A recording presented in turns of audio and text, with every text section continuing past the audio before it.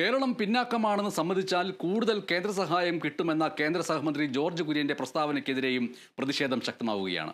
കേന്ദ്രത്തിന് മുൻപിൽ പിച്ചച്ചട്ടി നീട്ടി നിൽക്കാൻ തങ്ങൾക്ക് സൗകര്യമില്ല എന്നും വിവാദ പരാമർശത്തിൽ ജോർജ് കുര്യൻ മാപ്പ് പറയണമെന്നും CPIM നേതാവും മന്ത്രിയുമായ മുഹമ്മദ് റിയാസ് ആവശ്യപ്പെട്ടു. പ്രസ്താവന പിൻവലിച്ച് മന്ത്രി മാപ്പ് പറയണമെന്ന് പ്രതിപക്ഷ നേതാവ് VD സതീശനും ആവശ്യപ്പെട്ടു. കേരളം നിലവിളിക്കുകയല്ല വേണ്ടത്, കിട്ടുന്ന ഫണ്ട് കൃത്യമായി ചെലവഴിക്കണമെന്നായിരുന്നു കേന്ദ്ര സഹമന്ത്രി സുരേഷ് ഗോപിയുടെ മറുവാദം.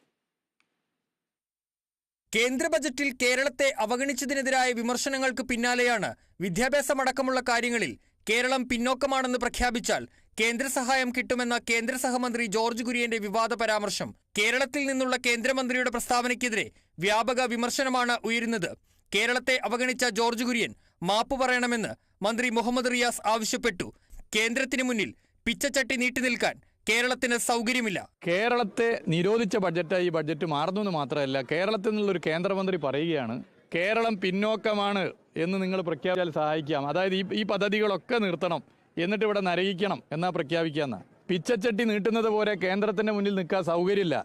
ജോർജ് കുര്യന്റെ പ്രസ്താവന സംസ്ഥാനത്തെ അപമാനിക്കുന്നതാണെന്ന് പ്രതിപക്ഷ നേതാവ് VD സതീശൻ.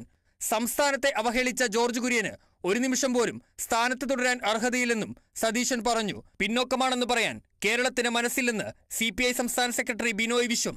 കേരളം പറയണം പോലും വിദ്യാഭ്യാസത്തിൽ പിന്നോക്കമാണ്, ആരോഗ്യത്തിൽ പിന്നോക്കമാണ്, സാമൂഹ്യക്ഷേമത്തിൽ പിന്നോക്കമാണ്, എല്ലാത്തിലും പിന്നോക്കമാണെന്ന് പറഞ്ഞാൽ സഹായിക്കുന്ന കാര്യം നോക്കാമെന്ന് പറയുന്നു. ഞങ്ങൾ കേരളം പറയുന്നു മനസ്സില്ല. അതേസമയം കേന്ദ്ര ബജറ്റിലെ കേരളത്തോടുള്ള അവഗണനയെ ന്യായീകരിച്ച് കേന്ദ്ര സഹമന്ത്രി സുരേഷ് ഗോപിയും രംഗത്തെത്തി.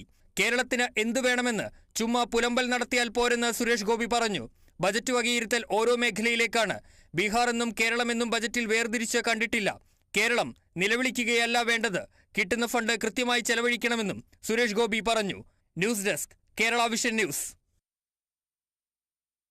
കേന്ദ്ര ബജറ്റിലെ കേരളത്തോടുള്ള